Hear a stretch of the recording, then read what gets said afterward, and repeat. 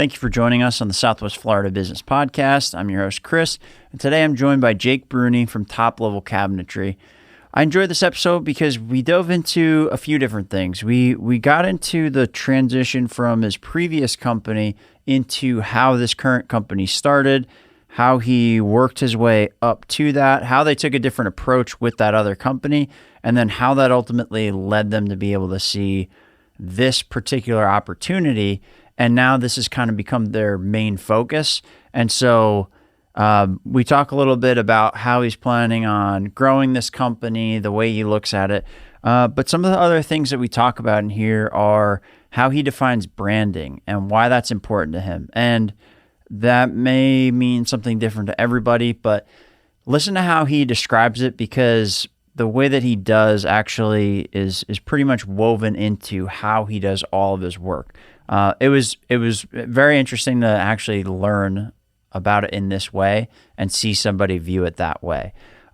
So yeah, I hope that you guys enjoy this episode. I learned a lot. And one thing that is pretty cool, especially if you're a newer entrepreneur, Jake really likes talking to entrepreneurs who have, taken the leap, have actually gone into business for themselves, and maybe they're early on, they have questions, whatever it might be. If you do have any questions, reach out to Jake. He genuinely enjoys helping newer entrepreneurs. I picked his brain on a bunch of stuff, and it actually helped me out a lot. So please don't hesitate to reach out to him. I'll leave some of his contact info below in the show notes. But otherwise, I hope you guys enjoy this episode with Jake, and we will see you soon.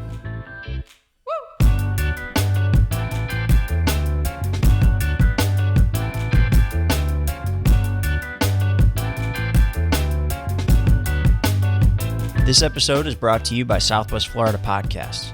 If you're a business in Southwest Florida and you want to use a podcast to grow your business, scan the QR code on your screen or visit the link in the show notes at www.swflpodcast.com. Enjoy the show. Well, thanks for joining me, man. I appreciate it. No worries. And all right, so let's dig into Top Level. We'll kind of go through the history of everything, but really, if you're good with it, let's start with what Top Level is, what you guys do, and we'll kind of dig into some of the customers that you help and why, and then we'll see where this thing goes. Does that work? Sounds great. Awesome. So Top Level, we started in June of last year, and my mission and purpose with Top Level was I've been installing cabinetry for 15 years now. And during that 15 years, I've noticed a couple things wrong in the industry that have, everybody, it's like the definition of insanity, the best way to put it. A lot of people just keep doing the same thing, expecting a different result, and times are changing, people are changing, but the cabinets weren't changing. So my vision was to open it with new thoughts, new ideas, and show what we strive to be as a perfect cabinet company. Obviously, we're perfect. You toss around. It's never good, but sure. If I'm not striving for perfection, I'm not striving for the right thing. Yeah, for sure. Well, so what are some of the things that you were seeing over and over? Like, what was the gaps that you were seeing in the industry? So one of the biggest gaps was every cabinet company was always short installers, long lead times, things like that. They'd have the cabinets sitting there for three weeks sometimes before they could get an installer to go out and do it. Okay. Other things is just bad communication, too many people passing jobs back and forth to different people instead of having one person run with the job. Which is one of the big things, and my staple with my company is if you became a customer for my company, you would talk to one person through the whole process. They're in charge of that whole process for you. Got it. That has exploded for our builders, and our builders are raving about that because they know who to call. They know what needs to get done, and as long as they talk to that person, it gets done. Mm-hmm. They don't have to be like, well, who do I call for this? Who do I call for that? No, I'm just going to call my buddy John, and it's going to be done. Yeah. So you give these customers a single point of contact rather than having to pretty much chase people down for probably sometimes days, yes. I'd imagine. Okay. I bet that streamlines things quite a bit. It streamlines it very much. It also puts a lot more pressure on. I call them my account managers. It puts a lot more pressure on them. But at the end of the day, there's a lot of people that can do it. It's just they weren't wanting to do it, or not. They were too afraid to get that extra 10% of power that they needed. So I let them run with it. I believe in them. I trust them, and it's growing quite fast. Our first year we hit. Which was only a half year, we hit 2 million in sales, and this year we're on projections for 15 to 17 million. So, damn, it's a huge jump. Yeah. so all right, two things. How do you kind of build a team that can handle something like that? Like, what do you look for in people? And then, let's start there. So what I look for in somebody is different than most. I don't look for if you've done it in the past or any of your back accolades. What I look for is team player. Okay. I want somebody that is hungry. And if I have somebody that's a team player and hungry, I can teach them anything else. Because hunger is going to make you show up. Team player is going to make you work with others. Yeah. If you got those two, you can do anything. Okay. And is that kind of like a linchpin for why you guys have been able to actually go from 2 million to really an estimated, 10, almost 8 times more than that in a single year? Yeah. Okay. Yeah, I mean, obviously a lot of it has to do with the people I brought into place. And it's because I believe in them. And I let them do what they do best. And a lot of people micromanage. They say they don't, but they do, or things like that. It's just back and forth constantly. Like, hey, why'd you do this? Why'd you do that? If something ever goes wrong, I sit them down and we talk about the whole progress, and I show them each side of where it's at, and I let them know, and I say, what could we have done better? Yeah. And at the end of it, they have their idea, I have my idea, and the other person has theirs, and that's the end of it. Yeah. So where'd you kind of develop that style of leadership? From myself. Okay. Because I was a very good installer. Not trying to toot my horn or anything like that, but I was well sought after for pretty much anything woodworking down here for a long time. I did houses in Port Royal and Quail West down to, little production homes like Wade Journey, Christopher Allen, things like that. So I've done it all, and was just well sought after with that. And what I noticed is when I did my best is when people left me alone and let me work. And when I did the worst is when people thought I couldn't do the job and they wanted to oversee everything about me. So you end up making the job more difficult for yourself. It's less enjoyable for yourself. Yep. And so pretty much it's like, hey, let me just knock this out of the park and I'll pretty much get left alone. Yeah.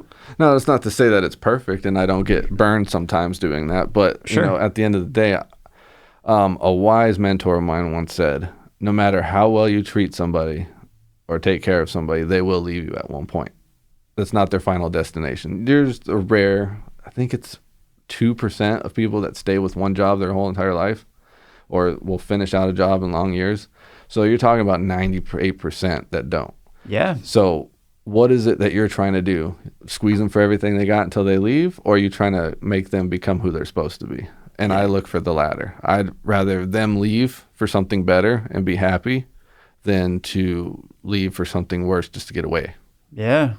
Well, because you end up learning from that too, right? Yeah.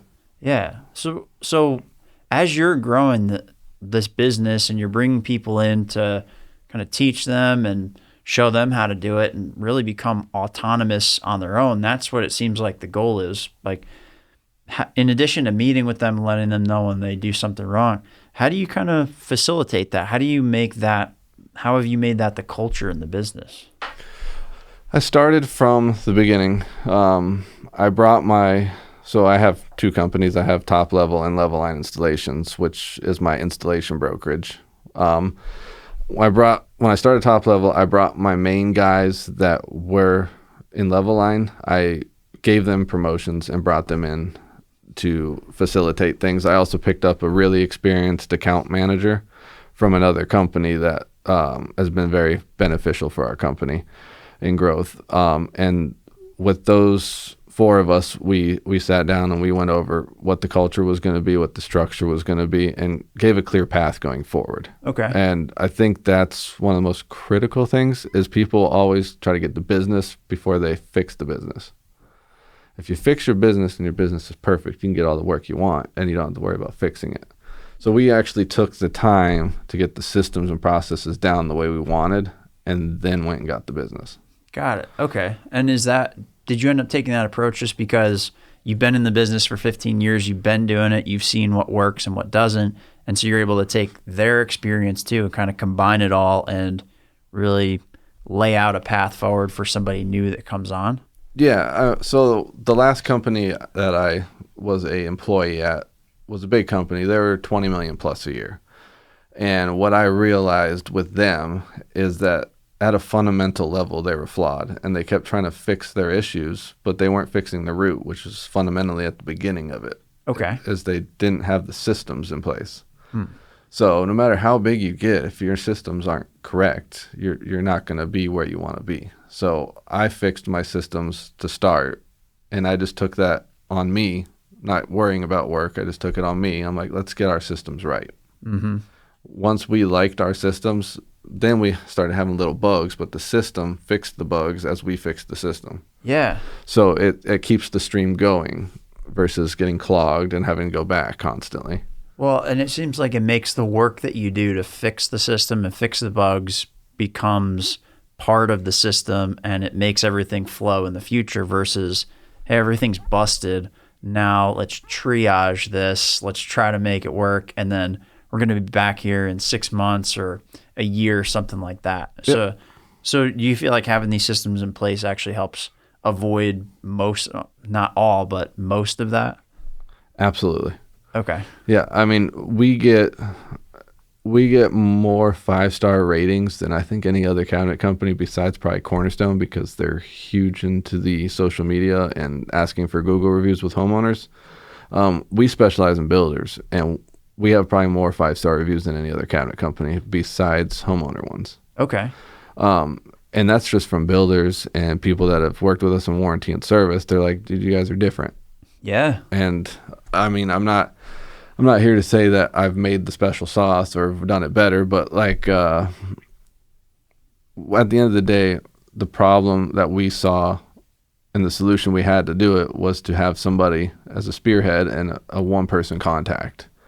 And having that has fixed many of the issues I saw in the whole industry. So got it. And so just so we're covering it on here, who are the main customers that you're working with for now with Top Level, and then we can dive into Level Line. Yeah. But who are the main customers you're working with now? So Top Level, our main customers, one is D.R. Horton, another one is Christopher Allen Homes. Those would be the two big name ones. And we don't specialize in one versus the other side of cabinets, because I believe that cabinets are cabinets. Whether you go from full custom to production, the only difference is a better quality cabinet and an installer that will take the time more. But the install should be the same at the end of the day. But the installer that sits there and takes the more time to cut it perfectly, whereas in a production home, caulking's okay. You know, those little things. As long as the system is the same, it doesn't matter how high-end versus how production you need to be. And I think that's where a lot of people break down on their train, as they try to specialize in high end, but then if they try to do production that way, it doesn't work. Or they try to do production only, but they specialize in production, but they try to do high end, it doesn't work. So you basically have made the same foundation for both, and you can make some minor tweaks to really accommodate that specific job, but the foundation is the same for regardless of the job. Correct. Okay. Like Southwest Florida Dream Homes is one of our most needed custom builders. He's very, very high in attention to detail, as he should be with his houses. And every day his first phone call is to us for the cabinets, because he trusts our process versus others. Nice. A lot of that has to do with our installers that we've trained and put into positions to install properly, to what we feel we install properly. At the end of the day, you know, you can't change someone's own truth.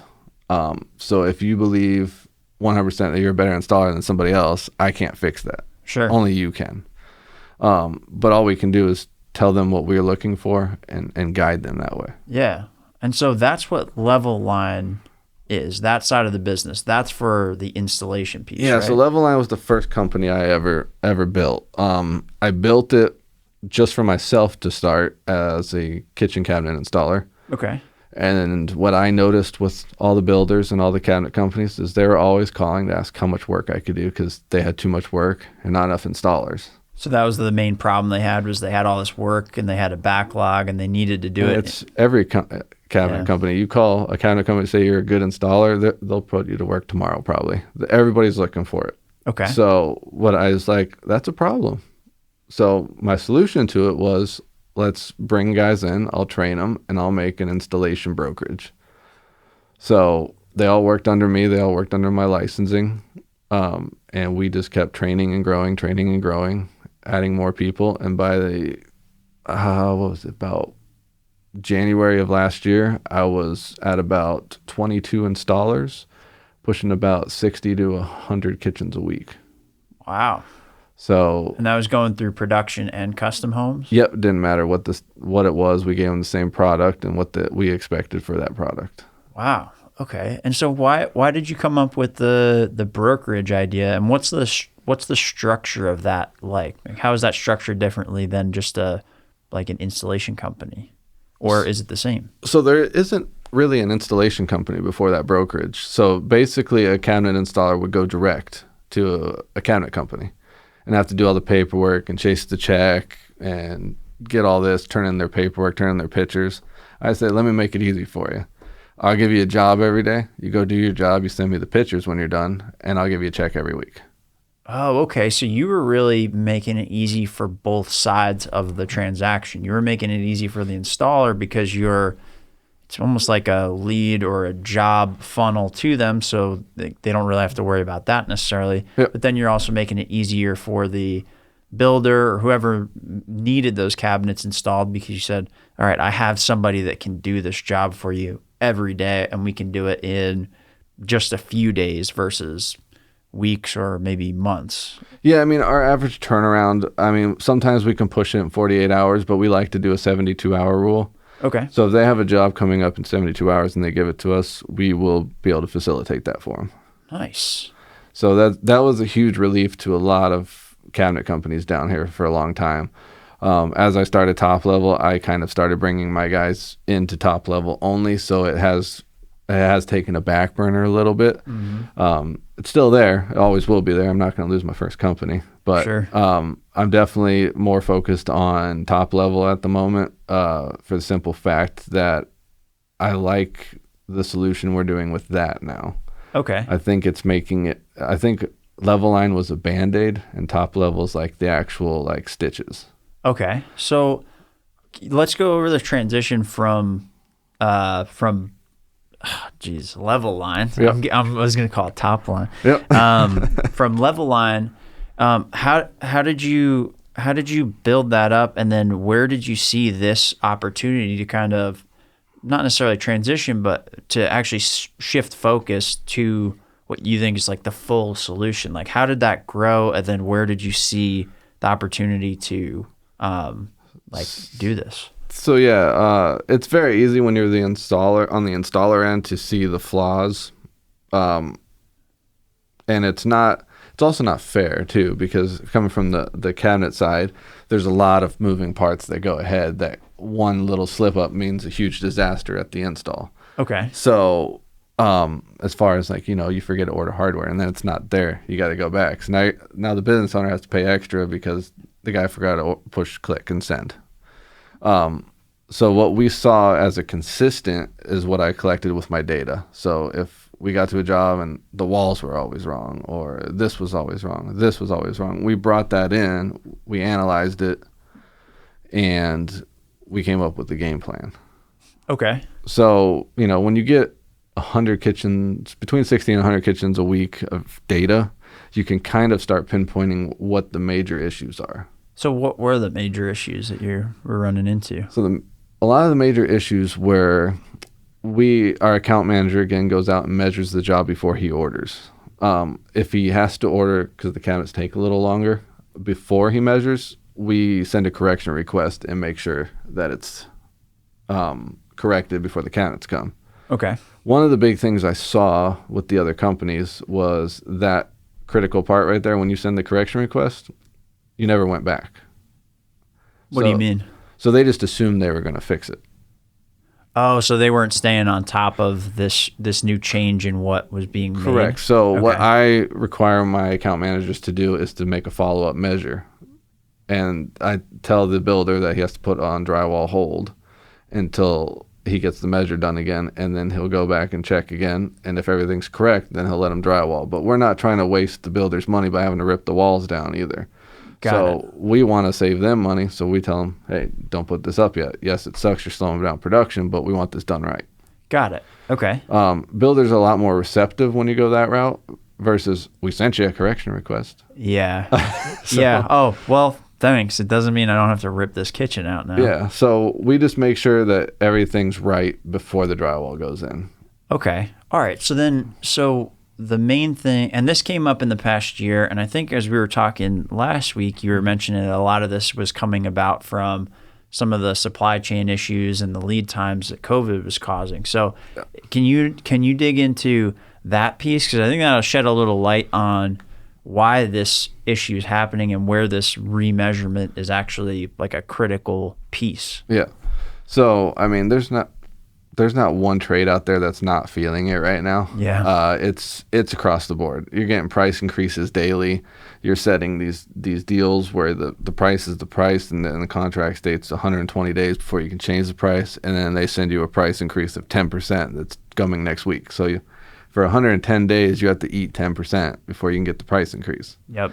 That's going across the board on top of the builders who are signing contracts at one price, and then trusses increase by double, block increases by double, and then they go to the homeowner and like, I need this much money or I'm going to lose money building it. And then the homeowner turns around and sues them, or they puts them out of their price point that they can buy the house. So then the builder has to find somebody new to buy the house. Yeah. It's an interesting time we live in. Yeah. It's putting everybody in a bad spot. Yeah. And on top of it, back to like our measurements with it, is if somebody makes a mistake, I mean, you could be 4 weeks out to get a replacement for something. So it's critical that we help the builder and be a trade partner, which is another reason why I believe our company is different. Trade partner has kind of gone out the door in the last couple of years, I believe, and they just say, yeah, he works for me. Back in the 90s and the 2000s, your builders would have trade partners. They'd be like, this is my cabinet guy. He's my trade partner. He's not going anywhere. Now it's, you got a cheaper price than him, I'll take him out.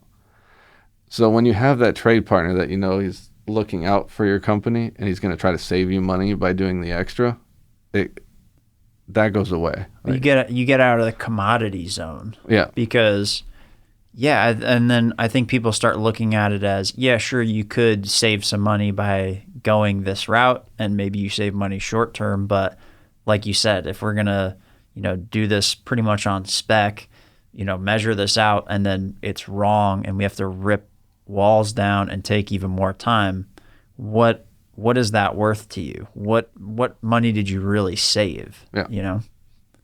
Yeah. So catching it ahead of time is huge for them, because even though it puts them back a week, it saves them product and delays and all that. And then they know when the cabinets go in or when the drywall goes up, there's no more issues. Because the biggest issue a lot of people face in cabinets, especially if they don't go measure ahead of time or they trust somebody else to order it or measure it or anything like that, is if the cabinets can't go in, it holds up everything. Because as soon as the drywall is up, you should be 6 to 8 weeks before the house is done. Like, that should be it. Yeah.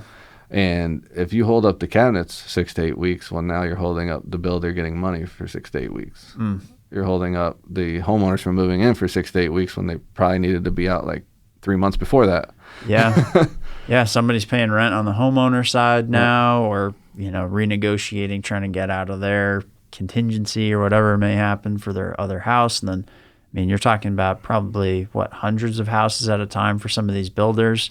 Being out of that cash for an extra few weeks can be a bunch of paychecks and things like that. It's huge cash flow. That's Unfortunately, that's the toughest part of a business owner right there, is for everybody else to realize that a business owner revolves around cash flow. And if the cash flow stopped because of errors, there's no more cash flow. Yeah. And then they're pulling out of their personal or something like that to save it. Yeah. Because it's the business that they care about. Yeah. But when issues happen, cash flow stops, it's just only going to come to bad things. And that's a huge, big thing with us, and why we take so much pride in it is because we don't want anything wrong. We want the system to go, because if the system goes, we're doing what we're supposed to do. If cash is flowing to everybody, in your case, then it's beneficial to everybody, and it protects you guys too. Yep. All the company, employees, everything like that. Yep. Okay. And so, like for newer entrepreneurs or people coming up and wanting to get started in this industry, like, is this something that you kind of teach the people that end up working for you? Do you help them with this side? But I know you want to help the next generation come up and really find success, whatever avenue it is. That's what we talked about. Like, what are some of the ways that you kind of teach these things to your guys? So my turnover rate is very low, believe it or not. And I credit that a lot to me understanding them and letting them be free for the most part. Sure. If they ever do leave me, it's always for a better job. So I'm okay with that. Yeah. What I would hate is if people started leaving me for a worse job. That would make me feel bad.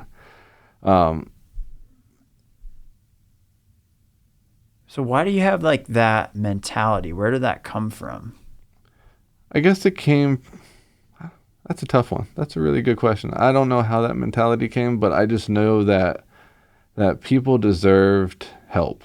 And the old day where, if you go back to the trades back in the 90s or 2000s, you try to get on an electrician trade or a trim carpenter trade, they're like, I'm not teaching this guy. You find somebody else to teach him. Yeah. And now we're shorthanded on them, and it's huge. And it's not even just that as a trade, as business owners, anything. Like, nobody wanted to teach the secrets, and now you see it the wheels starting to come off because nobody wanted to teach.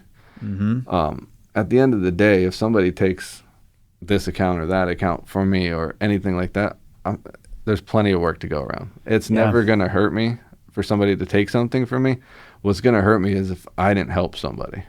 Yeah, because then you end up getting pinched. Like, and I saw that in aviation too. I was in aviation before this, and literally for the past 10 years, that's all they've been talking about is we're going to have a shortage of A&P technicians. We're going to have a shortage of pilots, all these things. And it's, I think you're right. A big portion of that comes down to that kind of like walled garden approach. Like, I'm not teaching this, or somebody else teach them, or being afraid to teach people things because you're afraid of the competition. It's, you're probably right. That's probably playing a bigger factor today than maybe everybody realizes. Mm-hmm.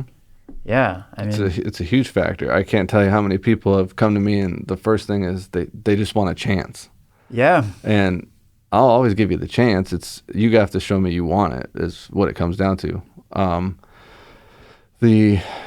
I've taught probably 10 or 11 guys now that came from $10 an hour jobs how to be cabinet installers now, and they're really good now, and they're doing way better now. Some have actually crossed 6 figures a year doing it. So nice. To be able to see that and their family do better, that's my win. Yeah.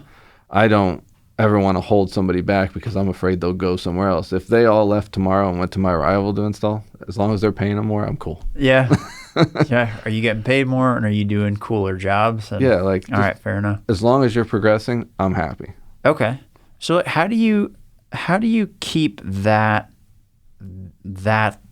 culture, that state of mind? How do you keep that in place and then create more of these opportunities for the next people that come up? Is it something you have to do directly? Do you have to teach these guys to be able to teach others? Like, what's the way that you're seeing that? Well, I hope that my guys will go on and do kind of what I did for them. I do hope that. I can't make them do that. Sure. But what I do, I know a lot of people, and I hang out with a lot of people, and a lot of people introduce me to newer business ventured people, and they want to ask me for my time. And everybody knows my time is super valuable, just as everybody else. And I believe in time as the most important thing over money, over anything else. The more time you get, the better. So I always make time for those people, and they know that. So they don't take it lightly. Yeah. And if I say, yeah, I can meet you from this time to this time, they're there. They have a notebook of questions they want to ask me, and I'll go through everything for them. Nice. And it's probably the best thing they can do, because they're going to get free advice from somebody that's done it versus going on Google or watching one of these guys that make money doing it and try to get a get rich quick book. Yeah. I'm going to show you the slow way to do it, the right way to do it, and the proper way with licensing, and not doing it a fly by night to where you'll crash and burn in 2 years. Yeah. Like I can't stress it enough to people. The first 2 years you're in business, you're normally not going to make much money because you're growing your business. Every dollar you get has to go back in. After that, then it's built. Now things start happening. Yeah. So as long as they understand that, and they have 2 years to make their systems right, as long as their systems right and their brand and their purpose is right, they're never going to go away. Well, and I think, and I'm at about a year into this business, and that's exactly right. Is like every achievement, every milestone, every big chunk of revenue that we bring in is going back into the business. Just got a brand new cinema camera to level up like an entire new section of the business, going back into branding, marketing, all these things, like so that way I can have these systems in place to be able to grow it. Because that's what I realized as I was building this is you're kind of scrapping everything together. You're trying to figure these things out, put it all in as neat of a box as you can, but it's always evolving. But I'm seeing that light at the end of the tunnel here, and just trying to get these systems in place. That way, when the dam opens, we actually have like the reservoirs to catch it versus just drowning. So, I think you're spot on, because I'm right in the thick of it now. Yep. So, and that's the best place to be, honestly. When you're just through it and you start seeing your company take shape, that's like the best feeling in the world for a business owner. They're like, look at it go. I'm my stress has definitely changed from how am I going to make money, where am I going to do it, to how am I going to have the time to do all of this stuff, which is I much prefer this stress than where I was at 6 months ago. You know what I mean? And again, like we were talking about last week, time is like, once you get to that point, you're buying time is what you do. Anything that saves you time, you're going to do. Which, again, with Top Level, one of my big branding things. And branding is different to me than it will be to anybody, because I break it down to what it really is. Okay. So a brand to somebody, they're always going to give you 3 things. We communicate efficiently. We're effective. We actually talk to the customer. We give you that 5-star feeling. It's not a brand. Everybody says that. What do you do that nobody else does? And it takes time for people to realize that. It does. But when you find out what it is you do that nobody else does, and you run with that, you're going to stay go. There's nothing that's bad that's going to happen, because your brand is separating you from anybody else. Somebody could try to do it. Like, there's a million people that try to do a Big Mac, right? Has anybody ever been able to match it? No, it's a Big Mac. Yeah. Same thing with brand, because Big Mac is their brand. You have to find a brand for your company. And I think too many people look at it as the easy way to find their brand, with saying communication, effectiveness, all that. Everybody's doing it. By saying that, you're saying that the other person doesn't care as much. Yeah. Which is not true. Yeah. It's their livelihood. Everybody's fighting for it. So branding is special to me. And when I break that down to people and they actually get a light at the end of the tunnel when seeing that, I can see their whole way they do things change. Yeah, because it's, like you said, it is a way of doing things. Yep. Yeah. It's who you are. It's having that standard that you hold yourself to, and the brand really is what you do, but you have to live it. It can't just be a buzzword. Yeah. And a buzzword is like communication and all that stuff. Those are buzzwords. Like my brand and Top Level is to give you an experience from start to finish. You're going to talk to somebody. They're always going to be there for you. If they mess up, it's their fault. Yeah. And if you ever need the owner, he's there for you. Yeah. And that's different than everybody else. Yeah, because you're inherently solving a problem that nobody else is. Like in your case, like the buzzword is communication, but to really live out that piece of you do have a single person. You're not going to be running around all over the place. You can get a hold of somebody. Yep. That is the piece. That's the critical thing. Yep. Yeah, that's something I've been learning lately with this as well. And yeah, it is kind of funny being halfway through it, but now this feeling is starting to take shape of like the differences, like what I can actually bring to the table, starting off with the problem that people have.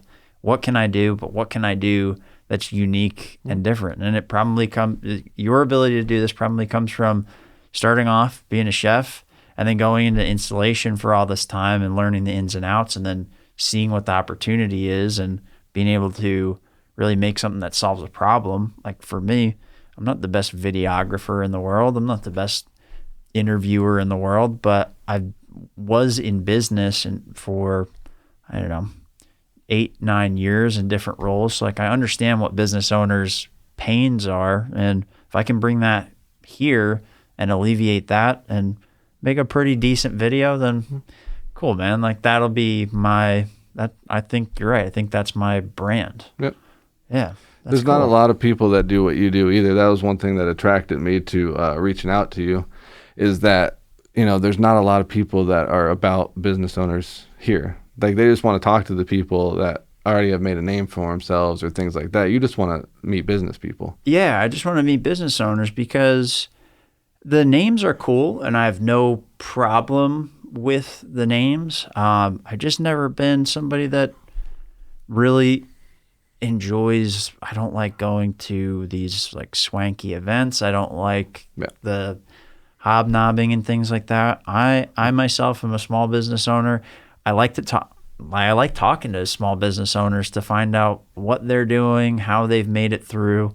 And then when I talk to people that are just starting out or thinking about starting out, I can like encourage them and be like, look, there's a whole community of people out there that are like us, just like take the leap, or I'm not going to tell you to take the leap, but if you do, there's people out here that think the same way. So don't do it, but do it, Yeah, I mean, if you have an idea that you think is going to solve someone's problems and you tell some people about it and they say it's a good idea, my advice is write it down, get your brand, understand what you're going to do, and jump on it. Yeah. Like I will never tell somebody not to do it because if it sounds like a good idea, it probably is. Yeah. And if you can get that validation and people want it. Yeah. And one thing that helped me, and actually why this podcast exists, is I had a bunch of things I was trying to sell a service, which I knew would be useful, but I didn't know how to sell it or communicate it. And I just put some feelers out there like, hey, I'm thinking of doing something like this. Would anybody be interested? And I had 5 people reach out to me within an hour and 10 people within the first day. And I was like, okay, yeah, we're on to something. Mm-hmm. So for the new people that you talk to that are younger, that either want to start their business or get into the trades, whatever it might be, where do you tell them to start? So, I mean, I talk to people in all kinds of trades and businesses. Normally, I talk to somebody who's already made the leap. Okay. I haven't talked to anybody that's come to me that says they want to start a business. And I'll be excited for that day because that'll be a fun one. But normally, people have already found their idea already, and I basically make them figure out their brand. Okay. That's huge to me because when I figured out my brand with Level Line, I grew from $100,000 a year, which was what I was doing installing, to 1.8 million in 6 months. Whoa. And when you see those huge leaps because you figure out what people need, you're onto something, like you said. So my brand was I'm solving everyone's problems because everyone needs installers. I got a lot of them. Come see me. Yeah. Yeah. And then we gave them our price sheet. We didn't let them give us their price. This is our price sheet. I was able to break down the numbers that way so that everything made sense for me, for what it would cost me to take care of all that stuff for them, or maybe float them a couple weeks till I got the check, things like that. All those metrics and numbers you need, once you have that streamline and that brand, I mean, that's all you need. You need to know how much it's going to be profitable, and you need to know what it's for. And if I can tell you both of those things like that, I could probably sell you. Yeah. Yeah. It's when you start going, well, we might be able to. That's when people lose interest and they're gone. And they get shaky. Yeah. Within the first 10 seconds, they'll know if they'll buy from you or not. Mm-hmm. So why not give them all the information in 10 seconds? Yeah. Yeah. And be able to do it confidently. Yeah. Yeah. Like, for instance, I even got, what's the word for it? They commended me for when I was at D.R. Horton with their purchasing agent. I walked in, I said, here's my price, before I even sat down. And she's like, never had that before. Usually people trying to smooth me. I'm like, you're a multi-billion-dollar company. You talk to those people all the time. Does this work for you? She's like, yeah. I'm like, all right, cool. Nice. And it was that easy. Nice. And nobody else thinks of it like that, because at the end of the day, she does. Like, she probably had 10 more meetings after that with people that just wanted to talk about how awesome their company was. But that company doesn't need that. That company needs people that are going to get the price they need to make their money and be able to do it. Yeah. So I got recommended in there. So I knew she already knew from the person that recommended me that we could do it. So the price is the only thing that mattered. Yeah. So what are we talking about here? Yeah. Here's the price. Yeah. What other questions you have for me to make sure I can actually solve this for you? And she told me today, actually, that was the reason that I got the account, was because of the way I walked in there. And it's weird, because that's totally like not normal and not professional, right? You normally feel like when you watch the movies or talk to people, you have to sit down, you have to sell yourself. Nobody needs to do that. No. If you have the product they want and the price they want it at, you're good. And if your price is more, you have to sell them on why it's more. Well, and if you understand what problem they have, yeah, then and that helps too. And it was funny seeing this in like the SaaS software space.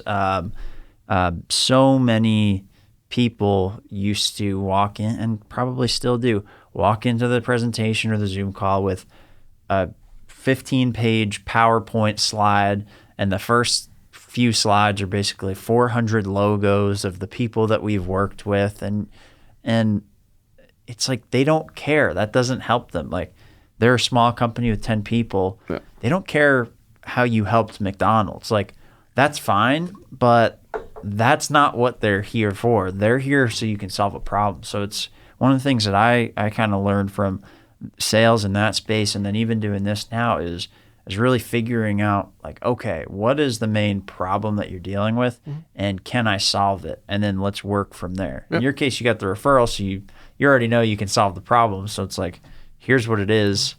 What else you need? Yeah, I mean, they needed a problem solved. I knew the stipulation, so I was able to work it differently. If it was a different environment, I would still go about it very similar, though. Yeah. I wouldn't walk in so brash and just set it down. But with a big company like that, again, their time is extremely valuable. So instead of making it a 45-minute meeting, I made a 10-minute meeting, gave her 30 more minutes. Yeah. That's huge for her. So whether it was because I just went in there, gave a price, and she liked it, versus the 30 minutes, we'll never know that real answer. I'd like to think it's because I saved her time. Yeah. I got her more stuff done that day. Yeah. So when you're going to these builders, or people or anything, they're selling, the number is never going to matter. And that's the hardest thing for somebody to realize. It's how good you sold yourself. If you sold yourself higher than that number, they'll say yes. If you sold yourself lower than that number, they're going to fight you. Yeah. It has nothing to do with what the number is. And that's super critical in sales when you're on your business. That's why it's so much easier for the business owner to sell versus an employee to sell. Yeah. Because the business owner sells his business. It means something to him. He knows how to make the money sound bigger. Yeah. Employees don't. They're just looking for a check. They're like, well, I can throw this in for 20% off. I can do this. I can do this. Like a wheel and deal. Yeah, they're just trying to get them to say yes any way they can. Yeah. Where the business owner knows how, because it's his business. He's made his brand. Yeah. Yeah, for sure. And I noticed that too, as like working for another company, being in sales. I just never felt like I really cared that much. And not for a lack of caring or being apathetic, which you get into that rut, or I do because of my personality. But yeah, I wanted to do something for myself for that reason, is to have something that I really care about and have a tangible amount of care for that sale and why this thing is valuable. So I understand that. So where does the company go from here? Well, the goal of the company, and it's very aggressive, but I always like to be an overachiever. It's all right. Is in 5 years, I want to have at least 3 locations. We're talking up with a builder that we do down here that is bigger in Poncieta, West, what is that? St. Augustine area up there. Okay. The West Coast. No, not West Coast. West Palm. There it is. And they're wanting us to open a location there to service their cabinetry. We also have talks in Tampa of some builders wanting help up there. So nice. I'm not going to do that right away because that would be insane. But we're going to look at which one needs us the most, and we're going to find the right staff first. When we find the right staff and train the right staff, we're going to bring them up there and open up shop, and then we will bring in our system and products and teach them our system, our products in that system, and then we'll open. Nice. So again, I'm not going to just open it, take work, so I don't lose any money, because at the end of the day, losing money to make less stress on everybody, I'll do all day long. Yeah. Because I'll make it back in twofold. Yeah. So I'm going to make sure that system's open just as well before we take anything in as it was down here. Yeah. Also huge in promoting within the company. Okay. And the reason a lot of people say they promote within the company a lot and things like that and then don't. But my reasoning for it is the more they're in the company, the more they know the culture. And the more they know the culture, the better I know they're going to continue that culture. Especially when you're not here. Yep. When you go somewhere else too. Yep. But again, the hardest part and this is where business owner and employee was always so difficult for me, because I was the employee and I was the business owner. When do you know when it's your fault versus the business person's fault on why you're not getting promoted? And I've always dove right into that very critically, and I've tried to find like that little line that separates it, and there really never is, because it comes back to your truth, Yeah. You can never change anybody's truth. So if you feel like you've done everything to the employee to try to get them trained the way you want to, and they're not doing it, it's not your fault. You're not bringing them in, versus the employee thinking they're doing everything, but not. It's not their fault that the employer doesn't see that, because they are doing things good still. It's just they're not doing what the business model was designed for. Yeah. And that's a tough one, because you lose a lot of good people because of that, because of just different visions. Mm-hmm. And there's nothing wrong with it, but the hardest part is, can you still separate amicably and continue to be good friends? And that's the not so much friends, but worker business owner / and if you can do that and they leave happy, that's a win. Yeah. But there is times that you have to have those talks with people, because it's just not the right culture fit, but they're a great employee. Yeah. I one time had that person, and I found them a different job and that paid more, and I said, hey, it's not working out here, but here's a job that pays you more right down the street, and they're looking for you today. And he was like, so you're letting me go, but you got me a job that pays more? And I was like, yep. He's like, okay, cool. And just went on to his day. It's hard to leave off with a bad taste in your mouth with that. Yeah, with and that he's still there to that day. It's the perfect culture for him. So nice. I mean, it worked out. It's tough sometimes, because people think different, and you can't take that to emotion. And that's what a lot of people do, is they take a fundamental thing that they believe and take it to heart, which you can't. Yeah. Yeah. And those are the fun things you learn as you grow in business, that I'm going to be making sure as we progress and get these new divisions going, that we make sure we have the right people. Yeah. Because I'd rather take 9 months to do it versus 3 and rush it. I'd rather take that 9 months, find the right people, train them up right. And if I have to move them out of a critical spot in my other roles, I'll always find somebody to replace that before he's gone or she's gone. Yeah, and you still have a strong structure in place. You still have everything running smoothly here, but you can expand in a way that is feasible. Yep. Yeah, cool. That's awesome, man. Yeah, it's a lot of things that go into business that people don't think about. It makes your brain work very fast. Very fast. And one thing I've noticed too, as I changed into this, is that my goals became to actually figure out whatever my problem was and find a real solution versus when I was an employee that I'd be like, well, maybe it'll get solved, maybe it won't. Now I'm like, I remember those days. We're going to solve this, and I'm going to do it by myself if I have to. Yep. So, but it's better to not have to do it by yourself. No, that's always good to have people. I mean, I believe it or not, nobody knows my wife's a stay-at-home mother.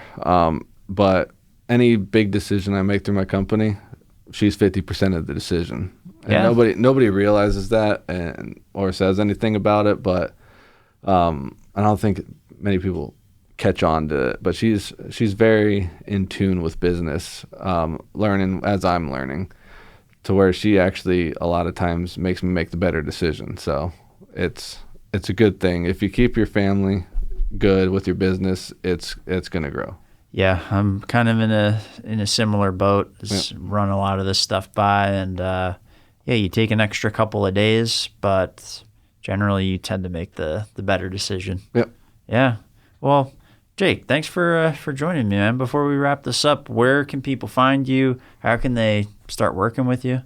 So they can find me at top-level.us is my website. I'm on pretty much every social media platform. We have a showroom in Cape Coral off big intersections, Del Prado and Vizcaya.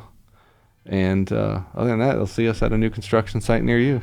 Cool. All right. Thanks, man. Appreciate it. Thank you.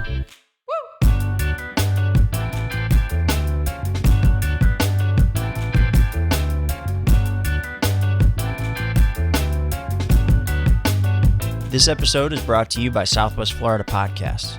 If you're a business in Southwest Florida and you want to use a podcast to grow your business, scan the QR code on your screen or visit the link in the show notes at www.swflpodcast.com.